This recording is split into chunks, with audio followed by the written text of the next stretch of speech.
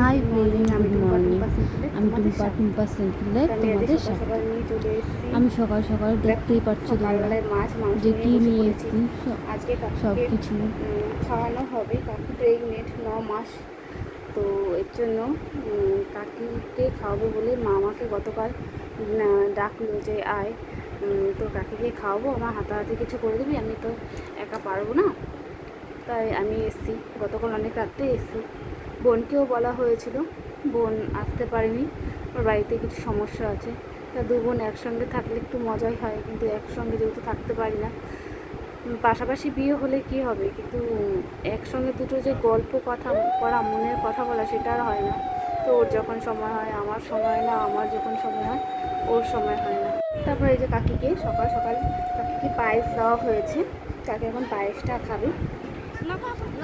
আর কাকিকে একটু সাজিয়ে গুছিয়ে খেতে দেওয়া হলো, যেহেতু দেখো সবাই তো নিজের মতো রান্না করে খায় গুছিয়ে, কিন্তু কেউ দেয় না। তাই আমার একটু ইচ্ছে হলো যে দেখো একটু গুছিয়ে দিলে ভালো লাগবে খেতে। তো যেরকম আমরা ভেবেছিলাম যে ঝড় বৃষ্টি হবে, সেরকম কিন্তু ঝড় বৃষ্টি হলো না। আর আমি যেহেতু বাপের বাড়ি ছিলাম, আর বাপের বাড়িটা দেখতেই পাচ্ছ তোমরা, টিনের ঘর। আর আমার খুব ভয় হচ্ছিলো জানো তো, ঝড়ের রাত্রেবেলা আমি সারা রাত ঘুমাতে পারিনি। আর পাশের বাড়ি একটা মানে বাথরুমের দরজা খোলা ছিল, তোমার ওই দরজাটা বারবার শুধু মানে হাওয়া দিচ্ছে, বাড়ি মারছে, একবার খুলছে। আর আমার কি ভয় লাগছিল। বাবা পাশের ঘরে শুয়েছিল, বাবা মা, আমি বাবাকে ডাকছি, ও বা দেখো না আমাদের টিনের চালা উড়িয়ে নিচ্ছে নাকি। আর বাবা বলছে আরে না, পাশের বাড়ি একজনের দরজাটা খোলা, তার দরজাটা এরকম আওয়াজ হচ্ছে।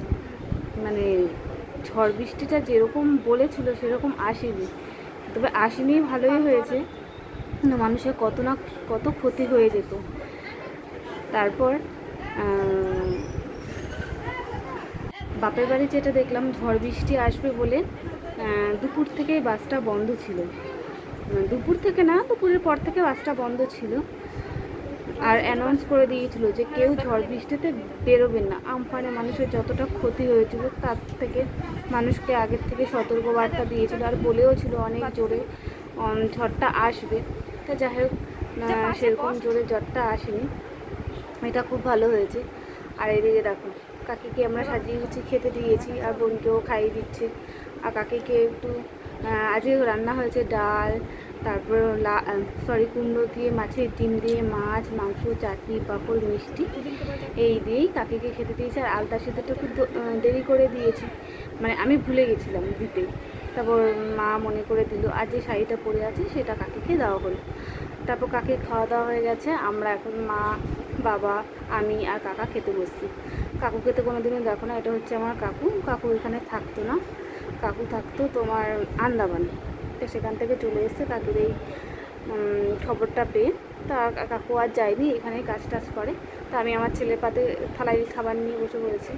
তা বিকেল হয়ে গেছে, আমি রেডি হয়ে বেরিয়ে পড়েছি, বাড়ির দিকে রওনা দিচ্ছি। আর এদিকে এই দেখো, এটা হচ্ছে হাড়িপুকুর, মানে হাড়িপুকুর দিচ্ছি জায়গাটা কীরকম অদ্ভুত না। আর দেখো এই জায়গায় আমি একটাই দেখছি যে এরকম ঘরটাও ভাঙাচোরা ছিল, টালির ছাদটা ভেঙে গেছে।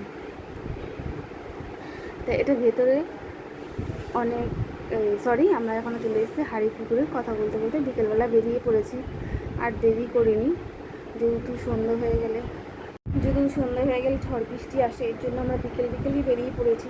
কেন ছেলেকে নিয়ে যাব অনেকটা রাস্তা, এর জন্য। তো ছেলেও দেখো বাইরের পরিবেশটা দেখতে দেখতে যাচ্ছে।